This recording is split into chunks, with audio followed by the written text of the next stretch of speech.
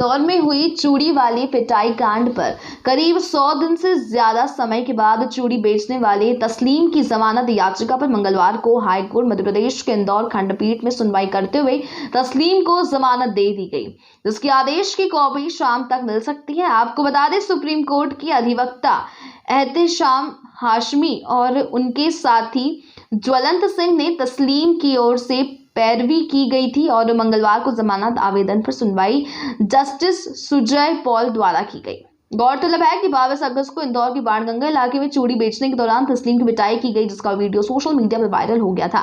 मारपीट करने वालों के खिलाफ पहले अपराध दर्ज हुआ था। बाद में तस्लीम पर एक 13 साल की बच्ची ने छेड़छाड़ का आरोप लगाया था। पुलिस ने पिटाई करने वाले 4 लोगों पर मारपीट का पहले केस दर्ज किया, जिसमें हाईकोर्ट से पहले ही सभी आरोपियों को जमानत का लाभ मिल चुका है। बाद में फिर पुलिस ने तस्लीम पर पॉक्सो एक्ट के मामले में मामला दर्ज किया है, जिसके बाद मंगलवार को सुप्रीम कोर्ट ने अधिवक्ता एहतेशाम हाशमी और साथी ज्वलंत सिंह द्वारा की गई पैरवी के बाद जमानत पर सुनवाई हुई, जिसकी आदेश की कॉपी शाम तक आने की संभावना है। देखिए, करीब 100 दिन से ऊपर हो चुके थे। तस्लीम चूड़ी वाला जेल में था और आप सब जानते हैं कि किस तरह से ये मुकदमा रजिस्टर्ड हुआ। और आप ये भी जानते हैं कि हिंदुस्तान का जो कानून है वो संविधान से चलता है। और आज ये इस ऑर्डर से तस्लीम चूड़ी वाले को जो बेल मिली है ऑनरेबल इंदौर हाई कोर्ट से, इस ऑर्डर ने एक बार फिर से साबित कर दिया है कि देश में संविधान सर्वोपरि है, कानून से ऊपर कोई भी नहीं है। और जो भी कानून से ऊपर जाएगा, हमारा हिंदुस्तान का कानून उन्हें सज़ा देने में और जो बेगुनाह जेल में है उन्हें छोड़ने में पूरी तरह से ताकतवर है। आज का ऑर्डर अभी आने वाला है, मुझे लगता है कि शायद एक आध घंटे में ऑर्डर की कॉपी आ जाएगी, तो आप लोग के साथ शेयर किया जाएगा। और ये हमारी नहीं, संविधान की जीत है।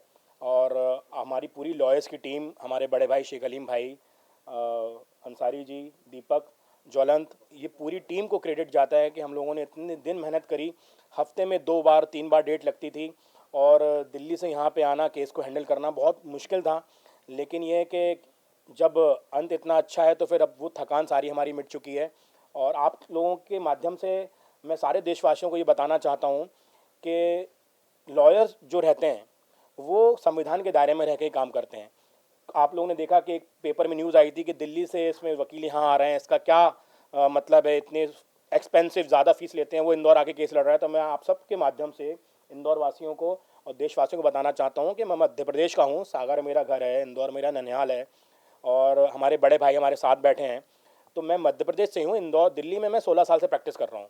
तो ये जो एक नैरेटिव कुछ लोगों ने फैलाया था कि मैं बाहर से आ रहा हूँ, तो इंदौर और मध्य प्रदेश मेरा घर है, आंगन है। और जब चूड़ी वाला का केस हुआ था उस टाइम रक्षाबंधन था, तो हमारी जो हिंदू बहन है वो मेरी कलाई पे राखी बांधती हैं और मैं हमेशा दिल्ली से हर साल राखी बंधवाने आता हूँ।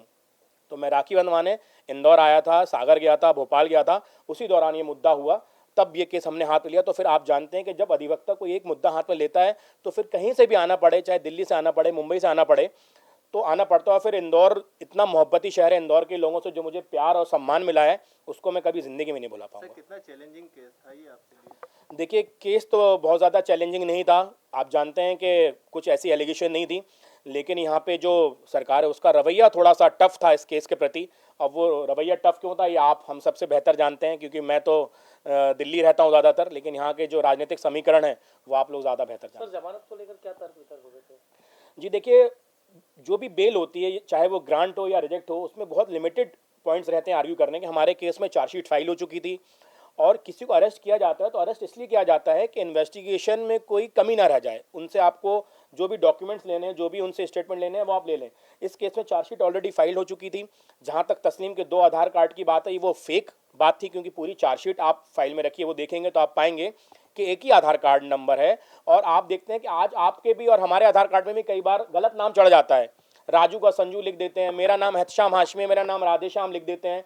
तो ये उन ऑफिसर्स की गलती है जो कि आधार कार्ड में या वोटर आईडी कार्ड में गलत सलत नाम लिखते हैं। लेकिन इस इशू को मुद्दा बना के यहाँ पे जो एफआईआर रजिस्टर्ड हुई थी, मैं आपको बताना चाहूँगा कि इलेक्शन कमीशन से या फिर आधार जो बनाते हैं उस अथॉरिटी से एक भी बंदे को एज ए विटनेस साइट नहीं किया गया है चार्जशीट में। तो आप समझ सकते हैं कि एक पॉलिटिकली मोटिवेटेड केस था जिसमें आज बेल मिली है और मुझे पूरी उम्मीद है कि बहुत जल्दी एक्विटल भी मिलेगा हमको। आपका परिचय? Ehtesham Hashmi, advocate, supreme court.